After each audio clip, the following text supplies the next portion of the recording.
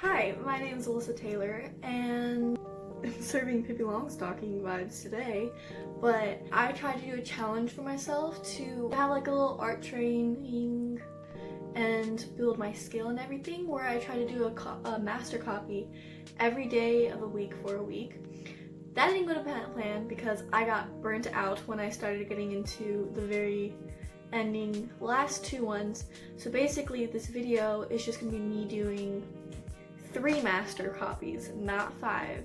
I was planning on doing, my last two ones was The Birth of Venus by Sandra Botticelli and some Rembrandt painting, and then I decided I didn't even like those as much, like I wasn't really passionate about it, so I was gonna do 2 new ones that were very Victorian like style paintings, but I ended up getting too burnt out to even do those. So in this video, I'm going to be sharing the time lapses and an explanation of the paintings, and I'm going to rate them, basically.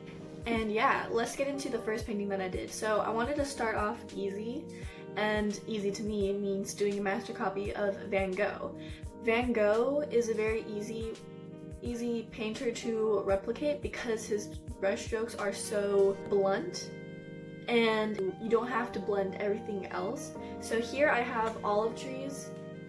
I don't know if you can see that. This is the Olive Trees by Vincent van Gogh, and I will put the original right here just for a second. Take a good gander at these two and compare. And yeah, I like the way that this has turned out. I have done a previous master copy of him. It was like Cypress in a wheat field or something like that, and it turned out great. So I already knew how to do his kind of paintings, basically. What I do for a lot of my paintings is I start out vague and I kind of zero down afterwards. So what I do is I block out all the colors, as you'll see in the time lapses. I block out all the colors first, and then I start going from left to right, from top to bottom, usually in that order, if not wherever, because acrylic you can go wherever since it dries so fast. Oil, you'll have to be a little bit more specific in where you want to go to, but yeah, I did that for this painting, and I'll keep on holding it up. So this painting turned out pretty nicely. I blocked out all the colors, and then last thing I did was the olive trees, as you'll see. And the olive trees were by far the hardest part of this painting. The olive trees are really hard because there's so much details, but they're all so blunt, and so you can't blend them all out. But it's so small that it's hard not to automatically blend them out by just putting down the paint. And so you really have to like wait for it to dry and everything and move on. And the little lines, because he did this in pastel, I believe, and so the lines are so hard to replicate. But yeah, other than that, all this part was easy, and so is this part. The main problem with this painting that I did is when I was looking at the reference photo, I totally forgot to zoom out, and there is an entire top part to these clouds right here that I left out, and by the time I realized it, I was not about to redo the whole painting and move this all down. So yeah, otherwise this is a great master copy in my opinion. I would give this a 7, minus 3 points just because of that whole top debacle, and a little bit of a struggle with the trees. They didn't turn out exactly as I wanted them to and exactly as they are in the real painting, so this would be a 7.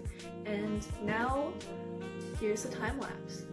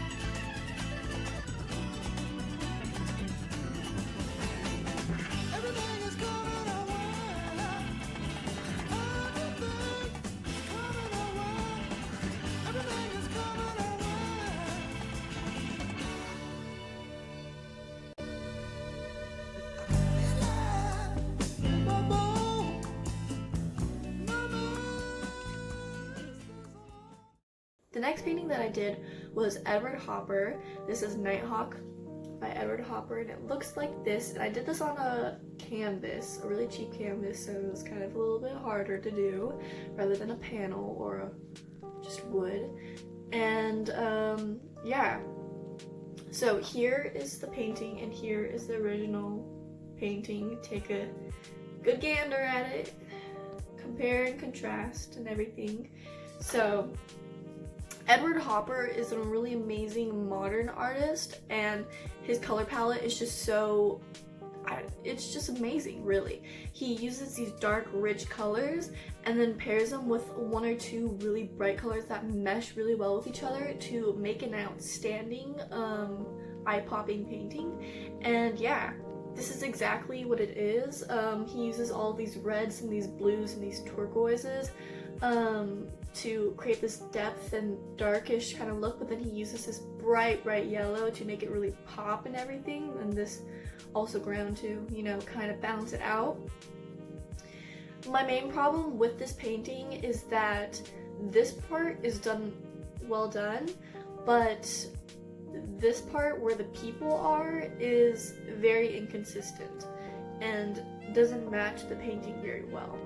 The people, because his painting is obviously going to be bigger and he is the original and he's a master artist, he's going to be able to do a lot more detail, as I did this tiny little painting and the people ended up being way too big and not enough colors blended in there.